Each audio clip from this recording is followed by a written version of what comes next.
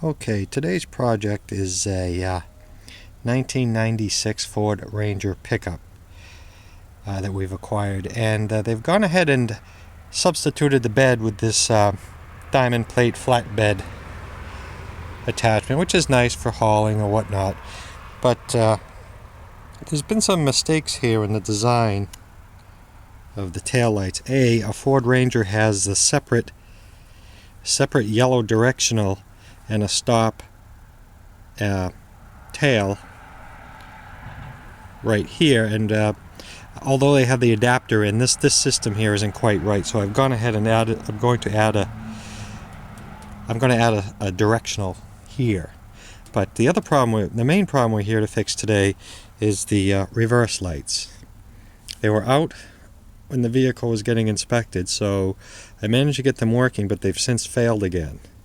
And I'll get to the fuse box here in a minute. Looking at the schematic here I've downloaded, it's pretty straightforward. You have a 10 amp fuse, manual and automatic transmission, which invokes the backup lights.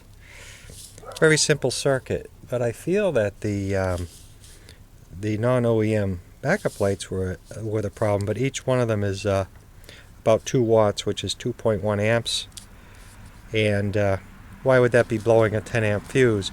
I looked at the owner's manual for the truck, and it does have an overdrive module or some other thing attached to it, but it's not shown here in the diagram. I also have another diagram that comes down to the, I think the backup lamps are, oh, where are the backup lamps here? There.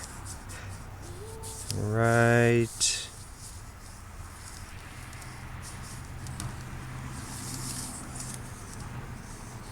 Oh, for a backup lamp switch right here. Manual, transmission, automatic. So, transmission range sensor.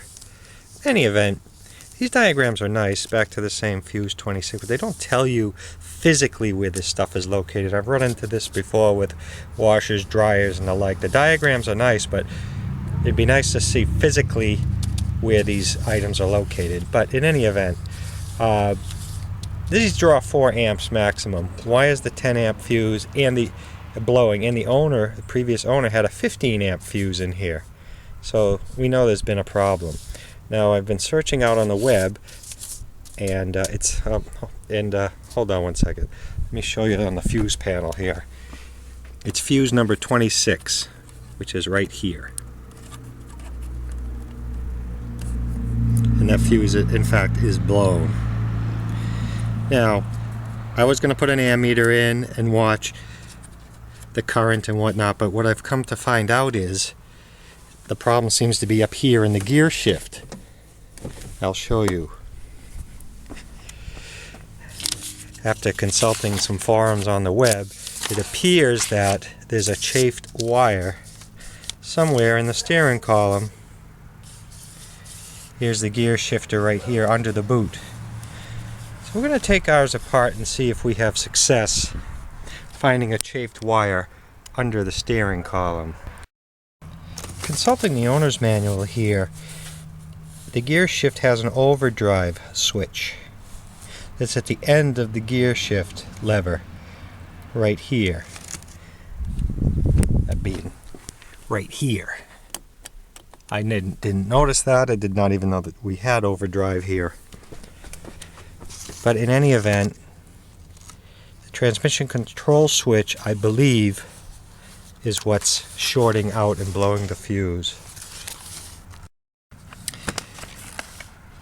Fuse 26 here shows a 10 amp, and it says the overdrive, backup lamps, and DRL system, which I don't know what that is, as none of the forums or the schematics even show any reference to a DRL system. I'm going to go in and look up what DRL is. Okay, I guess DRL system is the daytime running lights, which I personally can't stand cars with their headlights on during the day, and I would disable them. They're not functional in this. I don't know, it was an option. This is a 96 and it was required, I guess, on some vehicles, 96 and newer. But anyway, Don't care for them, don't like DRL. But in any event, in this truck, it doesn't seem to have a module. It's just a resistor and a couple relays. But in any event, I'm told it's the overdrive switch that's causing the short. Let's take the steering column apart and have a look. Okay, here we are. I've gone ahead and taken the rubber boot off, and it said you have to look carefully, but sure enough, wouldn't you know, I don't know if you can see that, I can't yet. And there is our chafed wire. Get some focus on this. Okay, I've gone ahead and taken the shifter boot off here and slid it up the column. And mind you, this truck does have almost 250,000 miles on it, so it's probably had its share of shifting take place. But sure enough, as outlined in those forums, there's a chafed wire right here. I don't know if you can see that. There's your copper exposed right there. I had another Ford. I had a Ford 1999 Taurus, where over here in the kick panel, where they ran the wires up here, right where it took the bend, the fuel pump wire had jumped out and chafed right here. That was on a 99 Taurus. And I would be driving along in the fast lane on the turnpike, the miles of traffic at rush hour, and that's when the fuse would blow for the fuel pump. And I would keep replacing it, and then intermittently it would keep blowing. Well, that's the same thing here. So we're going to doctor that up, and we'll go ahead and check our backup lights. Okay, I've gone ahead and separated the two conductors, and I'm not a big fan of electrical tape, but I did wrap one around here, and then I'll go around the whole jacket again. I would rather have cut it and put some heat shrink or something on there, or electrical liquid tape, or some caulking silicone or something, but for now I'm just going to sheathe it in about a mile of electrical tape. Okay, like that, and then I'll go and I may even put one more final wrap around. And I guess also, here we are with our completed wire. For what it's worth, it was grounding out right here on the column, so I'll wrap an insulating layer of tape around the ground here, so that can't ground out and fail again. I just wanted to point out on reassembly here, I don't know about other owners of Fords, but everything plastic on this I touch just disintegrates. It's like there's not enough petroleum in the plastic they use or something. But here's another part that's labeled Ford, and it's A1135 or something like that. And it's broken off, and makes the door chime when you open the door. I imagine it stops when you put the key in. I don't know. All it does is ground to the steering column. So I've gone ahead and I'll wrap a piece of bus wire around it, and I'll solder that, and I'll melt that right into that plastic. So I'll kind of hold this in place as its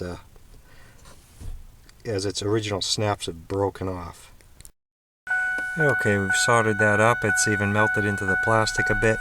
And I've gone ahead and followed it up with a little trace of super glue. So if we close the door,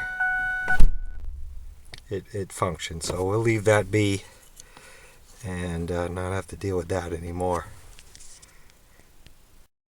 Okay, now that we have that all reassembled back together, I'm going to go ahead and take in my assortment of fuses, I just happen to have a 10 amp fuse, so we're going to replace the overrated 15. I don't believe that key chime was working either prior, so I guess we've gone ahead and fixed that.